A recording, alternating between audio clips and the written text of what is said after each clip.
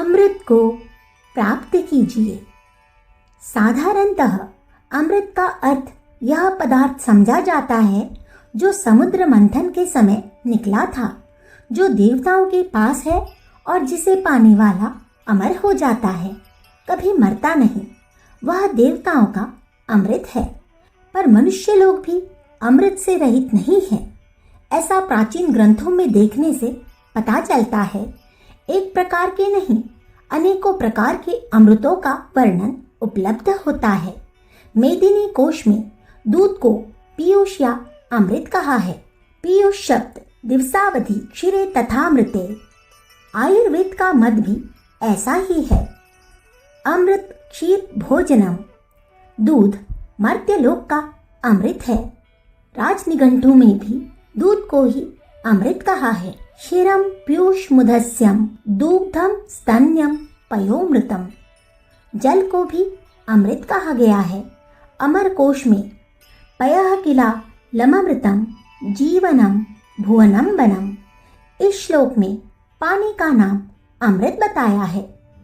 अमृतोपस्तरणमसि स्वाहा, अमृता प्रधानमसि स्वाहा।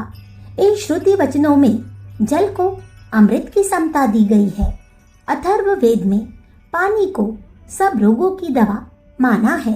अप्सु में सामो ब्रवीदंत विश्वानि भेषजम।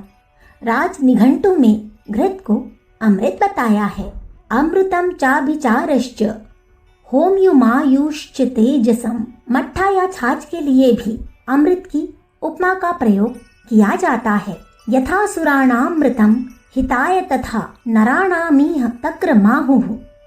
जैसे देवताओं के लिए अमृत है, वैसे ही मनुष्यों के लिए मट्ठा हितकारी है। पौष्टिक घृत शर्करा युक्त भोजन भी अमृत है। भाव प्रकाश में हलवे को अमृत कहा है। सय्याव ममृतम स्वादु पित्त घनम मधुरम स्मृतम। चरक में एक स्थान पर लिखा है अमृतम स्वादु भोजनम, अर्थात स्वादिष्ट भोजन अमृत है। कुछ औषधि द्रव्यों को भी अमृत की समता दी गई है। अमृतम वै हिरण्य मित्युक्तम, अर्थात स्वर्ण मिश्रित औषधि अमृत है। रस तंत्र में पारे के संयोग से बनी हुई रसायन को अमृत बताया है। अभ्रगस्त वजीवंतु मम विजंतु पारदः अन्योर्मेलनम देवी मृत्यु दारिद्र्य नाशनम। इस श्लोक के अनुसार अभ्रक और पारे का संयोग मृत्यु को दूर करने वाला है। शुद्ध किए हुए विष भी अमृत कहे जाते हैं। नाशपाती को अमृत फल कहा जाता है। आंवले के भी ऐसे गुण कहे गए हैं।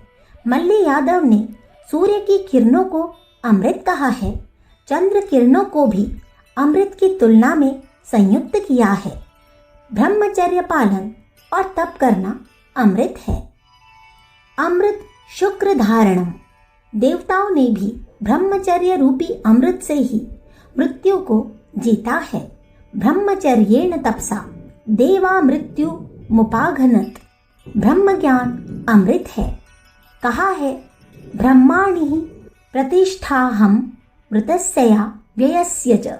समता, निराकुलता, मानसिक शांति भी अमृत है। गीता के 15वें अध्याय में लिखा है सम दुख सुखम धीरम सोमृ तत्वाय कल्पते। योगी लोग खेचरी मुद्रा के साधन में सहस्त्रार में से ब्रह्मरंध्र द्वारा टपकने वाले अमृत का पान करते हैं। देव मंदिरों में चरणामृत या पंचामृत तो प्राप्त होता ही है। मधुर भाषण अमृत कहलाता है। उव्वट का मत है आप्यायतोसौ वचनामृतेन। हितोपदेश में बालकों की मधुर बोली को भी अमृत कहा है। अमृतम बाल भाषणम। मनु भगवान की संपत्ति में भीख मांगकर लिया हुआ अन्न मृत और बिना मांगे अपने बाहुबल से कमाकर खाया हुआ अन्न अमृत है। मृतम साध्याचितम भक्ष्य ममृतस्या दयाचितम। आप्त वचन है विद्यामृतम मश्नुते, अर्थात विद्या से अमृत प्राप्त होता है। अमर कोश का आरंभिक श्लोक सश्रिये चामृताय च भी ज्ञान में अमृत की उपस्थिति का संकेत करता है। इन ऊपर कहे हुए सब अमृतों की अपेक्षा एक अमृत सर्वोपरि है, जिसका गीता के अध्याय 4 श्लोक 31 में भगवान कृष्ण ने वर्णन किया है। यज्ञ शिष्टा मृतभुजो यान्ति ब्रह्म सनातनम, अर्थात यज्ञ से बची हुई वस्तु भोगने वाले सनातन परमात्मा को प्राप्त करते हैं। मनुस्मृति के अध्याय 3 श्लोक 285 में भी यज्ञ शेष मथामृतम यही भाव प्रकट किया है। यज्ञ अर्थात परमार्थ के लिए त्याग, जो कुछ भी हमारे पास शक्ति, सामर्थ्य और संपदा है, उसका अधिकांश भाग परमार्थ के लिए, लोक सेवा के लिए, आत्म कल्याण के लिए, सात्विकता की वृद्धि के लिए लगावे। इन्हीं को प्रथम स्थान दे। तत्पश्चात बची हुई शक्ति का स्वल्प भाग अपने शारीरिक भोगों में खर्च करे। इस प्रकार परमार्थ पूर्ण दृष्टिकोण रखकर जीवन का सदुपयोग करने वाला मनुष्य अमृताशी अर्थात अमृत पीने वाला कहलाता है। वह जिस आनंदमयी अमरता को प्राप्त कर लेता है, वह समुद्र मंथन वाला अमृत पीकर शरीर से अमर हुए देवताओं के लिए सर्वथा दुर्लभ है। अखंड ज्योति, अक्टूबर सन 1945, पृष्ठ संख्या 19-20।